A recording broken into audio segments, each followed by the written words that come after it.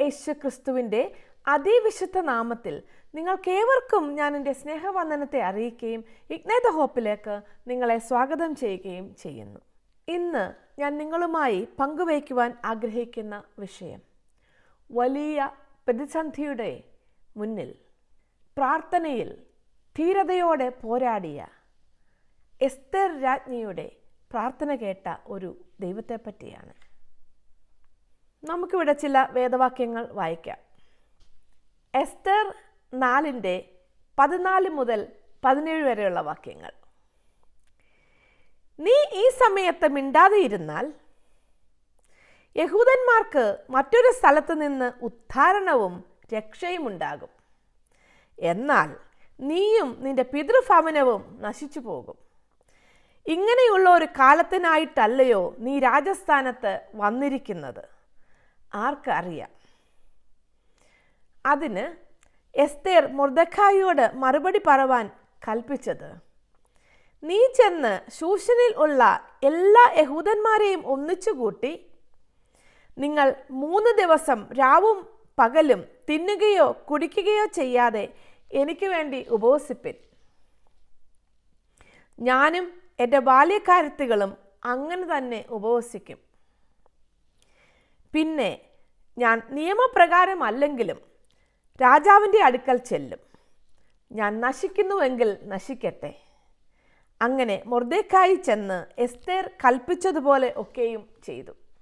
2 ദിനവൃത്താന്തം 7:14.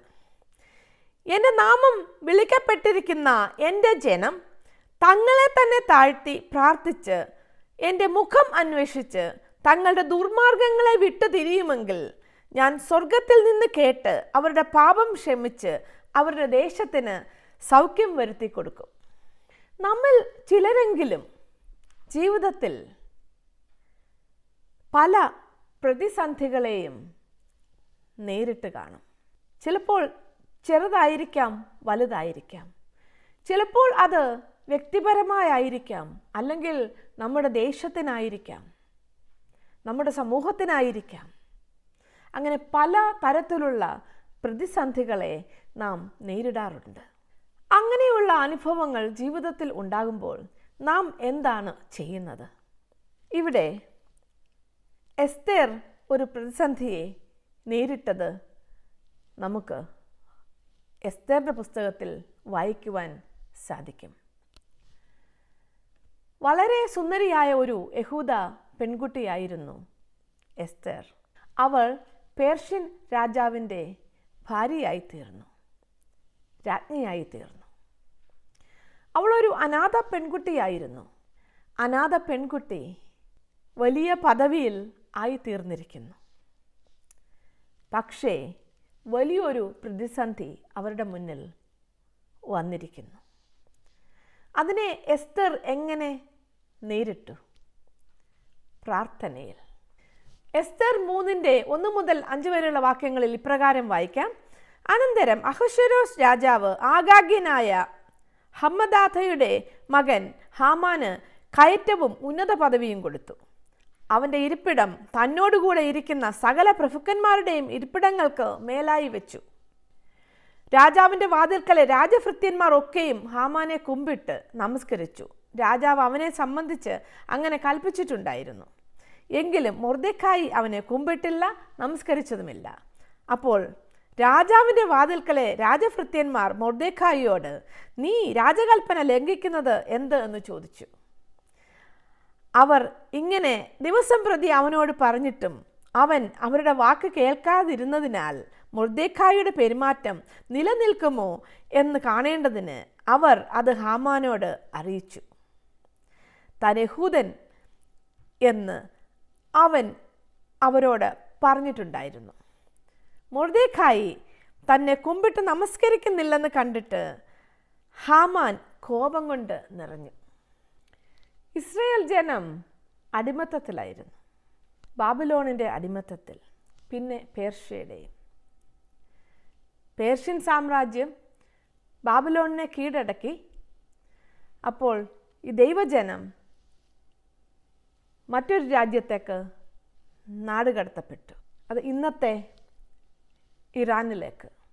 ഇസ്രായേൽ ജനത അടിമത്തത്തിലായി പോയതിൻ്റെ കാരണം തൻ്റെ ദൈവമായ യഹോവയോട് അവർ മറുതലിച്ചതാണ് കാരണം. ആ കാലത്ത് ഒരു സംഭവമുണ്ടായി. അത് നമുക്കിവിടെ 1 ശമൂവേൽ 15:7 മുതൽ 9 വരെയുള്ള വാക്യങ്ങൾ വായിക്കാം. പിന്നെ ശൗൽ ഹവീല മുതൽ മിസ്രൈമിന് കിഴക്കുള്ള ഷൂർ വരെ അമാലേക്യരെ സംഹരിച്ചു. അമാലേക്യരുടെ രാജാവായ ആഗാഗിനെ ജീവനോടെ പിടിച്ചു. ജനങ്ങളെ ഒക്കെയും വാളിൻ്റെ വായ്ത്തലയാൽ നിർമൂലമാക്കി. എന്നാൽ ശൗലും ജനവും ആഗാഗിനെയും ആട്, മാട്, തടിച്ച മൃഗം എന്നിവയിൽ മേത്തരമായവയെയും കുഞ്ഞാടുകളെയും ഉത്തമമായവയൊക്കെയും നിർമൂലമാക്കുവാൻ മനസ്സില്ലാതെ ജീവനോടെ സൂക്ഷിച്ചു. ഹീനവും നിസ്സാരവുമായവയൊക്കെയും അവർ നിർമൂലമാക്കി കളഞ്ഞു. ദൈവം കൽപ്പിച്ചതാണ് അമാലേക്യരെ മുഴുവൻ നശിപ്പിച്ചു കളയാൻ. കുഞ്ഞു കുട്ടികളെയും സ്ത്രീകളെയും പുരുഷന്മാരെയും ആടുമാടുകളെയും സകലതിനെയും ഒന്നും ശേഷിപ്പിക്കരുതെന്ന് ദൈവം പറഞ്ഞിരുന്നു. ശൗൽ ദൈവം പറഞ്ഞതനുസരിക്കാതെ അമാലേക്യരുടെ രാജാവായ ആഗോഗിനെ ജീവനോടെ പിടിച്ചു. ദൈവം ആരെയും ശേഷിപ്പിക്കരുതെന്നാണ് പറഞ്ഞത്. പിന്നീട് ശമൂവേൽ പ്രവാചകൻ ഈ ആഗാഗിനെ വാൾ കൊണ്ട് വെട്ടിക്കൊല്ലുകയാണ് ചെയ്തത്. എല്ലാവരെയും നശിപ്പിച്ച് കളയണമെന്ന് ദൈവം പറഞ്ഞത് അനുസരിക്കാതെ ഇരുന്നതുകൊണ്ട് പിന്നീട് ഈ ആഗാഗിൻ്റെ പിൻഗാമികളിൽ ഒരാൾ, തൻ്റെ പരമ്പരയിൽ ഉണ്ടായതാണ് ഹാമാൻ. ഈ ഹാമാൻ പിന്നീട് ഇസ്രായേൽ ജനത്തിനെ നശിപ്പിക്കുവാൻ ശ്രമിച്ചു. ദൈവം പറയുന്നത് അനുസരിക്കാതിരുന്നാൽ നാം പല ഭവിഷ്യത്തുകളും നേരിടേണ്ടി വരും. ദൈവം നശിപ്പിച്ച് കളയാൻ പറഞ്ഞത് നശിപ്പിച്ച് കളയാഞ്ഞതുകൊണ്ടാണ് ഒരിക്കലും ജനിക്കരുതാത്ത ഹാമാൻ എന്ന ഒരു വ്യക്തി ലോകത്തിൽ ജനിക്കുവാൻ ഇടയായത്. ഇസ്രായേലിൻ്റെ ശത്രുക്കളായിരുന്നു അമാലേക്യർ. ഇപ്പോൾ ഇതാ ഒരു ശത്രു ജനിച്ചിരിക്കുന്നു. പലപ്പോഴും നമുക്ക് പലതും നന്നെന്ന് തോന്നിയേക്കാം. വളരെ പ്രധാനപ്പെട്ട കാര്യമാണ് ദൈവത്തോടുള്ള അനുസരണം. ദൈവത്തോട് മറുതലിച്ചാൽ അത് വലിയ കുഴപ്പങ്ങൾക്ക് കാരണമാകും. ഇവിടെ ഹാമാൻ മൊർദെഖായിയെ നശിപ്പിച്ചു കളയുവാൻ, ആ യഹൂദ ജനത്തെ മുഴുവൻ നശിപ്പിച്ചു കളയുവാൻ പദ്ധതി തയ്യാറാക്കിയിരിക്കുന്നു. രാജാവിനെ കൊണ്ട് തൻ്റെ മോതിരം കൊണ്ട് മുദ്ര ഇടിപ്പിച്ച് ദേശത്തെല്ലാം വിളംബരം ചെയ്തിരിക്കുന്നു. ആ ജാതിയെ മുഴുവൻ ഉന്മൂലനാശം വരുത്താനാണ് ഹാമാൻ്റെ തീരുമാനം. ഇപ്പോൾ നാം വായിച്ചല്ലോ, മൊർദെഖായി ഇതാ എസ്തറിനെ സമീപിക്കുന്നു. മൊർദെഖായി ഹാമാനെ വണങ്ങി നമസ്കരിക്കുവാൻ അല്ലായിരുന്നു. അപ്പോൾ ഹാമാൻ വളരെ ദേഷ്യമായി, കോപം തോന്നി. എങ്ങനെയെങ്കിലും ഈ ജാതി മുഴുവൻ നശിപ്പിച്ചു കളയുവാൻ ഹാമാൻ പദ്ധതി തയ്യാറാക്കിയിരിക്കുന്നു. മൊർദെഖായി ഇതാ എസ്തറിനെ സമീപിച്ച് എസ്തറിനോട് പറയുന്നു, ഇന്ന് നീ ഒന്നും ചെയ്യുന്നില്ലെങ്കിൽ ദൈവം തൻ്റെ ജനത്തിന് വിടുതലയക്കും, പക്ഷെ നീയും നിൻ്റെ പിതൃഭവനവും നശിച്ചു പോകും. എസ്തർ ഒരു അനാഥ പെൺകുട്ടിയായിരുന്നല്ലോ. ആ ജനത്തിൻ്റെ വിടുതലിനായിരിക്കാം ദൈവം എസ്തറിനെ രാജകൊട്ടാരത്തിൽ എത്തിച്ചത്. എന്നെ കേൾക്കുന്ന പ്രിയപ്പെട്ടവരെ, നമ്മൾ പലപ്പോഴും പല സാഹചര്യങ്ങളും എത്തിച്ചേരുന്നതിൻ്റെ പിന്നിൽ ദൈവത്തിന് വലിയൊരു ഉദ്ദേശമുണ്ട്. ഒന്നും ദൈവം തമാശനല്ല ചെയ്യുന്നത്. നമ്മുടെ ജീവിതത്തിലെ ഓരോ ഘട്ടങ്ങളും വളരെ പ്രധാനപ്പെട്ടതാണ്. ദൈവം പലപ്പോഴും നമ്മെ പല ഇടങ്ങളിലും ആക്കി വെക്കുന്നതിന് ദൈവത്തിന് പ്രത്യേക ഒരു ഉദ്ദേശമുണ്ട്. എസ്തർ രാജ്ഞിയെ ആ കൊട്ടാരത്തിൽ കൊണ്ടുവന്നത്, ആ രാജാവിൻ്റെ ഭാര്യയായി തീർത്തത് ദൈവത്തിൻ്റെ പദ്ധതിയായിരുന്നു. അതെ, ഒരു ശത്രു ദൈവജനത്തിന് അവിടെ ഉണ്ടായിരുന്നു. എസ്തർ രാജ്ഞി മൊർദെഖായിയോട് പറഞ്ഞു, ശൂഷനിൽ പോയി യഹൂദ ജനത്തെ മുഴുവൻ ഒന്നിച്ചു കൂട്ടി 3 ദിവസം ഉപവസിക്കുവാൻ. ഒന്നും തിന്നുകയോ കുടിക്കുകയോ ചെയ്യരുത്. ഞാനും എൻ്റെ തോഴിമാരും ഉപവസിക്കുന്നു. നിങ്ങൾ എനിക്ക് വേണ്ടി പ്രാർത്ഥിപ്പിൻ. നിയമങ്ങളൊന്നും വകവെക്കാതെ ഞാൻ രാജാവിൻ്റെ അടുത്തേക്ക് പോകും. ഞാൻ നശിച്ചു പോകുന്നെങ്കിൽ നശിച്ചു പോകട്ടെ. മൊർദെഖായി അവിടെ നിന്ന് കടന്നുപോയി എസ്തേർ പറഞ്ഞതുപോലെ എല്ലാം ചെയ്തു. അവരെല്ലാവരും തന്നെത്താൻ താഴ്ത്തി രട്ടുടുത്ത് വെണ്ണീറിലൊക്കെ കിടന്ന് അവർ ദൈവസന്നിധിയിൽ നിലവിളിച്ചു. എസ്തർ 3:10 മുതൽ 15 വരെയുള്ള വാക്യങ്ങൾ. അപ്പോൾ രാജാവ് തൻ്റെ മോതിരം കയ്യിൽ നിന്നൂരി ആഗാഗ്യനായ ഹെമ്മദാഥയുടെ മകനായി യഹൂദന്മാരുടെ ശത്രുവായ ഹാമാന് കൊടുത്തു. രാജാവ് ഹാമാനോട്, ഞാൻ ആ വെള്ളിയെയും ആ ജാതിയെയും നിനക്ക് ദാനം ചെയ്യുന്നു, ഇഷ്ടം പോലെ ചെയ്തു കൊള്ളുക എന്ന് പറഞ്ഞു.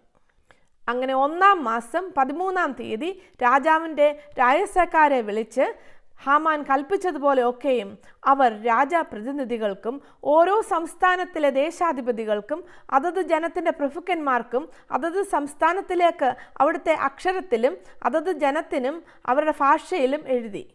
അഹശ്വേരോസ് രാജാവിൻ്റെ നാമത്തിൽ അതെഴുതി രാജമോതിരം കൊണ്ട് മുദ്രയിട്ടു. ആദാർ മാസമായ 12-ാം മാസം 13-ാം തീയതി തന്നെ സകല യഹൂദന്മാരെയും അബാലവൃത്തം കുഞ്ഞുങ്ങളെയും സ്ത്രീകളെയും കൂടെ നശിപ്പിച്ച് കൊന്നു മുടിക്കുകയും അവരുടെ വസ്തുവക കൊള്ളയിടുകയും ചെയ്യണമെന്ന് രാജാവിൻ്റെ സകല സംസ്ഥാനങ്ങളിലേക്കും അഞ്ചൽക്കാർ വശം എഴുത്ത് അയച്ചു. അന്നത്തേക്ക് ഒരുങ്ങിയിരിക്കണമെന്ന് സകല ജാതികൾക്കും പരസ്യം ചെയ്യേണ്ടതിന് കൊടുത്ത തീർപ്പിൻ്റെ പകർപ്പ് ഓരോ സംസ്ഥാനങ്ങളിലും പ്രസിദ്ധമാക്കി. അഞ്ചൽക്കാർ രാജകൽപ്പന പ്രമാണിച്ച് ക്ഷണത്തിൽ പുറപ്പെട്ടു പോയി. ശൂഷൻ രാജധാനിയിലും ആ തീർപ്പ് പരസ്യം ചെയ്തു. രാജാവും ഹാമാനും കുടിപ്പാനിരുന്നു. ശൂഷൻ പട്ടണമോ കലങ്ങിപ്പോയി. പ്ലോട്ട് തയ്യാറാക്കി രാജാവിനെ കൊണ്ട് മുദ്രയിടിപ്പിച്ചു, വിളംബരവും ചെയ്തു. ദൈവജനത്തിനെ നശിപ്പിക്കുവാൻ ഉള്ള ദിവസവും ഹാമാൻ തീരുമാനിച്ചു. സംഭവിച്ചതൊക്കെ അറിഞ്ഞ് മൊർദെഖായി പട്ടണവാതിൽക്കൽ പോയി. ഇതെല്ലാം അറിഞ്ഞ് മൊർദെഖായി വസ്ത്രം കീറി രട്ടുടുത്തു പട്ടണത്തിന് നടുവിൽ ചെന്ന് കൈപ്പോടെ നിലവിളിച്ചു.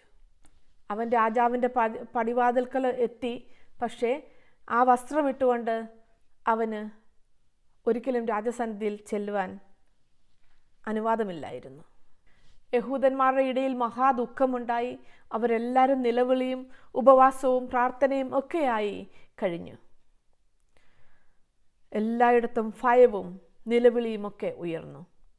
ഹാമാനിത യഹൂദജനത്തിനെ നശിപ്പിക്കുവാൻ തീരുമാനിച്ചു കഴിഞ്ഞു. രാജാവ് കൽപ്പനയും പുറപ്പെടുവിച്ചു. അതേ എസ്തർ രാജ്ഞിക്ക് ചില തീരുമാനങ്ങളൊക്കെ എടുക്കേണ്ടി വന്നു. 3 ദിവസം എസ്തർ രാജ്ഞിയും തോഴിമാരും മൊർദെഖായിയും തന്നോടൊപ്പമുള്ള യഹൂദന്മാരും എന്തെങ്കിലും കഴിക്കുകയോ കുടിക്കുകയോ ചെയ്തില്ല. അവർ ഉപവസിച്ചു. ഉപവാസമൊക്കെ കഴിഞ്ഞ് എസ്തർ രാജാവിനെ സമീപിക്കുവാൻ തീരുമാനിച്ചു. അനുവാദമില്ലാതെയാണ് ചെല്ലുന്നത്. ഞാൻ നശിക്കുന്നെങ്കിൽ നശിക്കട്ടെ എന്ന് ധൈര്യത്തോടെ പറഞ്ഞുകൊണ്ട് എസ്തർ രാജ്ഞി രാജാവിൻ്റെ സന്നിധിയിലേക്ക് പോകുന്നു. എസ്തേറിൻ്റെ പുസ്തകം 8-ാം അധ്യായം 1 മുതൽ 8 വരെയുള്ള വാക്യങ്ങളിൽ ഇപ്രകാരം വായിക്കാം. അന്ന് അഹശ്വേരോസ് രാജാവ് യഹൂദന്മാരുടെ ശത്രുവായ ഹാമാന്റെ വീട് എസ്തർ രാജ്ഞിക്ക് കൊടുത്തു.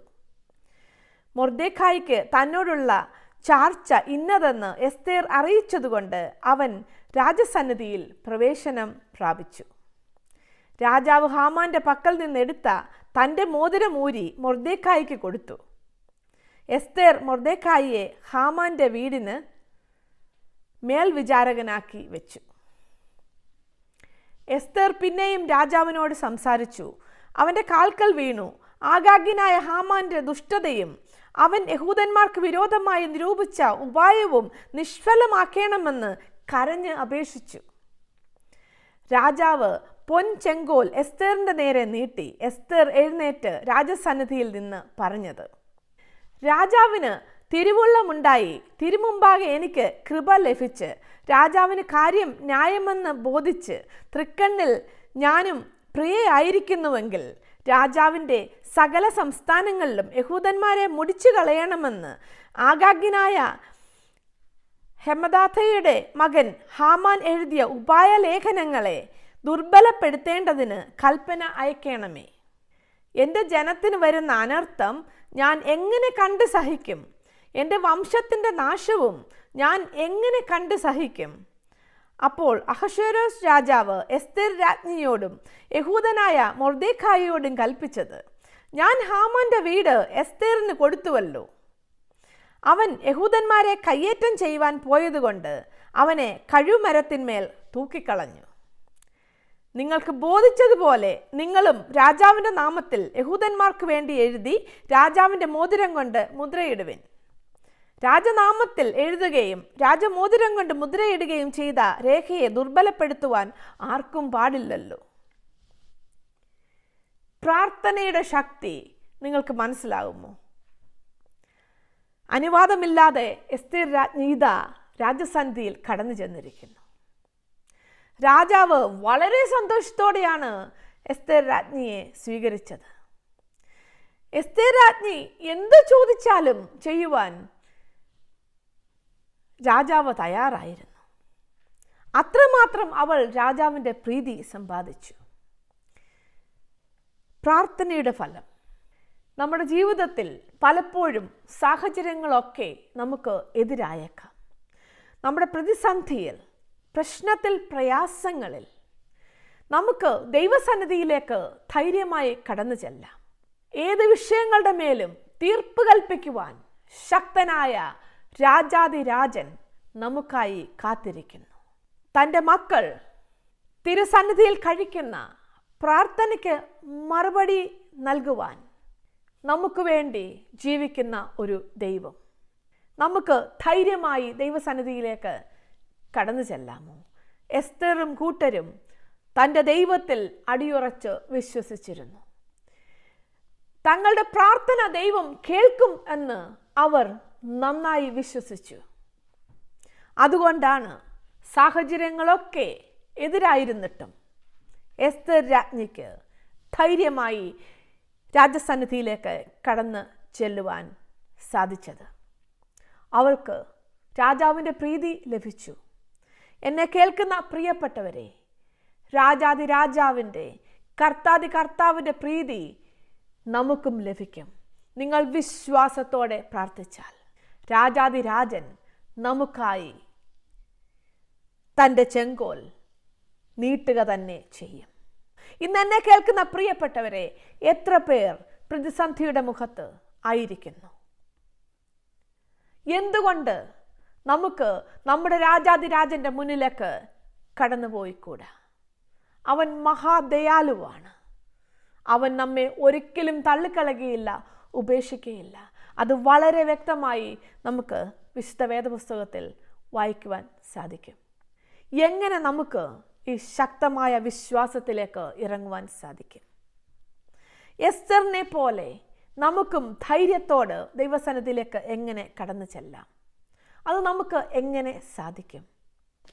ദൈവം നമുക്ക് നൽകിയിരിക്കുന്ന വളരെ വിലയേറിയ സമ്മാനമത്രേ ഈ വിശുദ്ധ വേദപുസ്തകം. ഇത് എന്നും വായിക്കുകയും പഠിക്കുകയും ധ്യാനിക്കുകയും ചെയ്താൽ എങ്ങനെ നമുക്ക് വിശ്വാസത്തിൻ്റെ ആഴങ്ങളിലേക്ക് ഇറങ്ങാമെന്നും വിശ്വാസത്തോടെ പ്രതിസന്ധികളെ നേരിടാമെന്നും പ്രാർത്ഥനയിൽ എങ്ങനെ നമുക്ക് മുന്നേറാമെന്നും ഒക്കെ വളരെ വ്യക്തമായിട്ട് നമുക്ക് മനസ്സിലാക്കുവാൻ സാധിക്കും. എന്നും ദൈവവചനം വായിക്കുന്നതും പഠിക്കുന്നതും ദൈവസന്നിധിയിൽ സമയം ചെലവഴിക്കുന്നതുമൊക്കെ ഒരു ദൈവ പൈതലിൻ്റെ ജീവിതത്തിൻ്റെ ഭാഗമായിരിക്കണം. അർത്ഥവത്തായ വിജയകരമായ ഒരു ക്രിസ്തീയ ജീവിതം നയിക്കുവാൻ, ശത്രുവിൻ്റെ മുന്നിൽ താളടിയാകാതെ ജയോത്സവമായി ജീവിക്കുവാൻ അത് നമ്മെ സഹായിക്കും. ഹാമാൻ മൊർദെഖായിയെ തൂക്കിക്കൊല്ലുവാൻ കഴുമരമുണ്ടാക്കി റെഡിയാക്കി വച്ചിരിക്കുകയായിരുന്നു. തൂക്കിക്കൊല്ലേണ്ട ദിവസവും ഒക്കെ തീരുമാനിച്ചു വെച്ചു.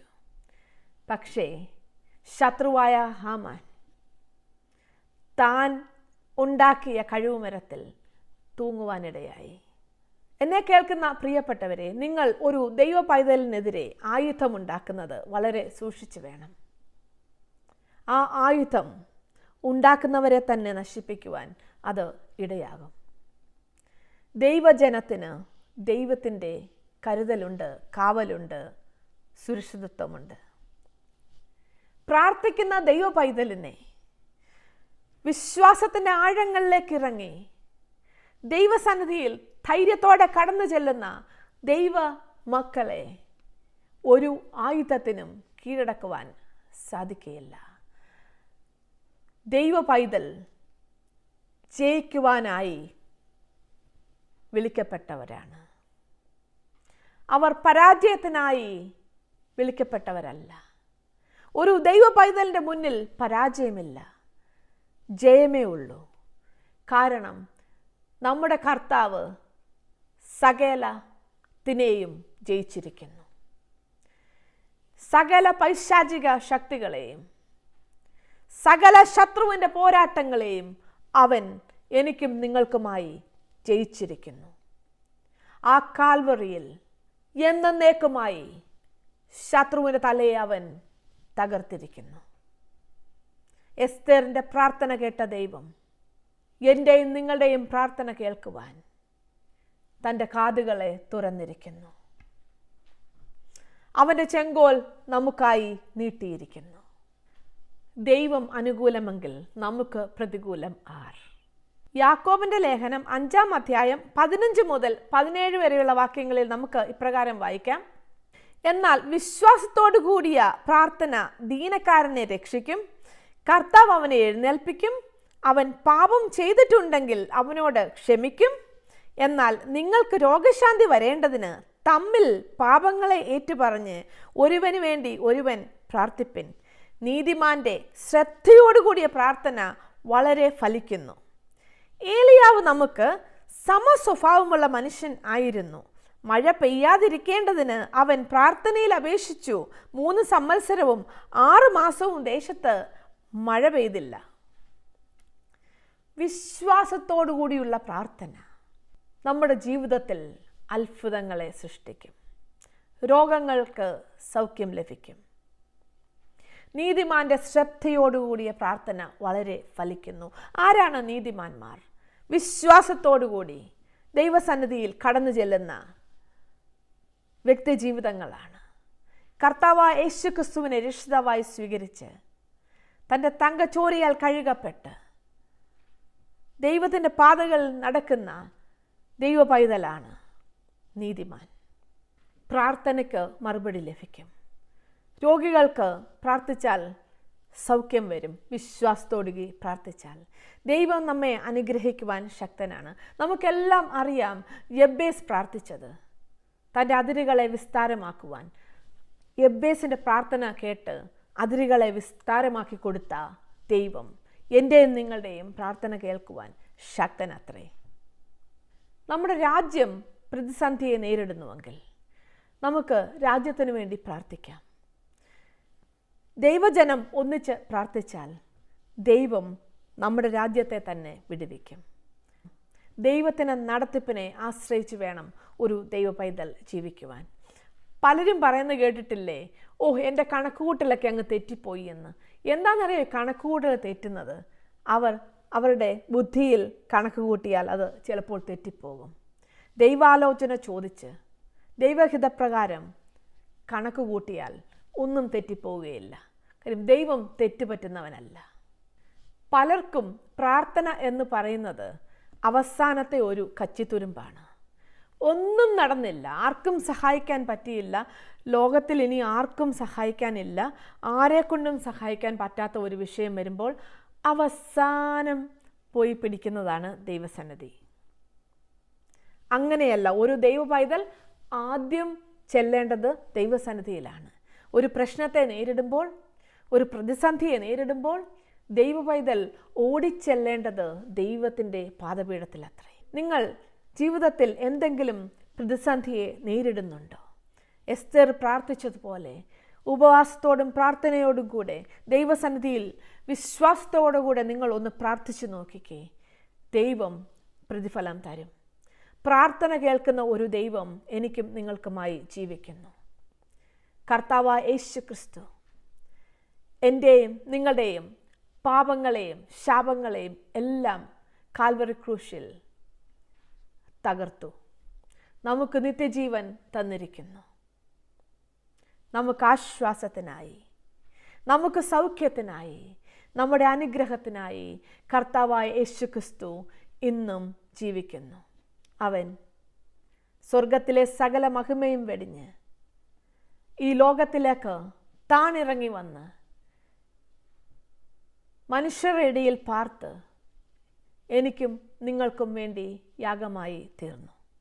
ഇന്ന് എന്നെ കേൾക്കുന്ന ആരെങ്കിലും കർത്താവായ യേശു ക്രിസ്തുവിനെ സ്വന്തം രക്ഷിതാവും ദൈവവുമായി അംഗീകരിച്ചിട്ടില്ലെങ്കിൽ ഇത് ഞാൻ താഴ്മയോടെ നിങ്ങളോട് പറയട്ടെ, നിങ്ങൾ കർത്തൃസന്നിധിയിലേക്ക് കടന്നു വരുമോ? അവൻ്റെ സന്നിധിയിൽ സന്തോഷത്തിൻ്റെ പരിപൂർണതയും അവൻ്റെ വലത്ത് ഭാഗത്ത് പ്രമോദങ്ങളുമുണ്ട്. പ്രാർത്ഥന കേൾക്കുന്ന ദൈവം, എസ്തറിൻ്റെ പ്രാർത്ഥന കേട്ട ദൈവം എൻ്റെയും നിങ്ങളുടെയും പ്രാർത്ഥന കേൾക്കുവാൻ ശക്തനത്രേ. നമുക്ക് ദൈവസന്നിധിയിൽ താഴ്മയോടെ കടന്നു ചെല്ലാം. ദൈവം നിങ്ങളെ അനുഗ്രഹിക്കട്ടെ. നിങ്ങൾക്ക് എന്തെങ്കിലും പ്രാർത്ഥനാ വിഷയങ്ങളുണ്ടെങ്കിൽ ഈ സ്ക്രീനിൽ കാണുന്ന നമ്പറിൽ ബന്ധപ്പെട്ടാൽ ignite the hope prayer team നിങ്ങളോടൊപ്പം പ്രാർത്ഥിക്കുന്നതായിരിക്കും. നമുക്ക് പ്രാർത്ഥിക്കാം. സ്നേഹവാനും കാരുണ്യവാനുമായ ഞങ്ങളുടെ സ്വർഗീയ പിതാവേ, ഈ മനോഹരമായ സമയത്തിനായി സ്തുതിക്കുന്നു, സ്തോത്രം ചെയ്യുന്നു. ഞങ്ങളിപ്പോൾ നിൻ്റെ സന്നിധിയിൽ താഴ്മയോടെ കടന്നു വരുന്നു. എസ്തേർ രാജ്ഞിയുടെ പ്രാർത്ഥന കേട്ട ദൈവം ഞങ്ങളുടെയും പ്രാർത്ഥന കേൾക്കുവാൻ മതിയായവനാകയാൽ ഞങ്ങൾ നന്ദിയോടെ സ്തുതിക്കുന്നു. എസ്തേർ രാജ്ഞിക്ക് നേരെ ആ രാജാവ് തൻ്റെ ചെങ്കോൽ നീട്ടിയതുപോലെ രാജാതിരാജാവും കർത്താതികർത്തനുമായ ഞങ്ങളുടെ ദൈവം ഇതാ ഞങ്ങൾക്കായി സ്നേഹത്തിൻ്റെ ചെങ്കോൽ നീട്ടിയിരിക്കുന്നതിനായി സ്തുതിക്കുന്നു. ഇന്ന് എന്നെ കേട്ടിരിക്കുന്ന എൻ്റെ സഹോദരങ്ങളെ അവിടുത്തെ അനുഗ്രഹിക്കുന്ന കരങ്ങളിൽ വയ്ക്കുന്നു. അവരിൽ രോഗികളായിരിക്കുന്നവർ ഇപ്പോൾ സൗഖ്യം പ്രാപിക്കട്ടെ. പ്രതിസന്ധിയിലായിരിക്കുന്നവർ വിശ്വാസത്തോടെ അവിടുത്തെ സന്നിധിയിലേക്ക് കടന്നു വന്ന് അവർ ആശ്വാസം പ്രാപിക്കട്ടെ. സകല മാനവും മഹത്വവും അവിടുന്ന് എടുക്കണമേ. പ്രാർത്ഥന കേട്ടതിനായി സ്തുതിക്കുന്നു. സകലവും ഞങ്ങൾക്ക് വേണ്ടി ജീവൻ വെച്ച പുത്രൻ്റെ നാമത്തിൽ തന്നെ ആമേൻ. സ്നേഹമായവൻ ഇറങ്ങി നമ്മെ രക്ഷിച്ചു. നമുക്ക് വേണ്ടി അവിടുന്ന് മരിച്ചു, നമ്മോടൊപ്പം നടന്നു. അവൻ നമ്മുടെ രക്ഷകനാണ്. അതൊരു മതമല്ല. ഇന്നും നമ്മെ രക്ഷിക്കുവാൻ അവിടുന്ന് ശക്തനാണ്. ആ നാമമാണ് യേശു ക്രിസ്തു.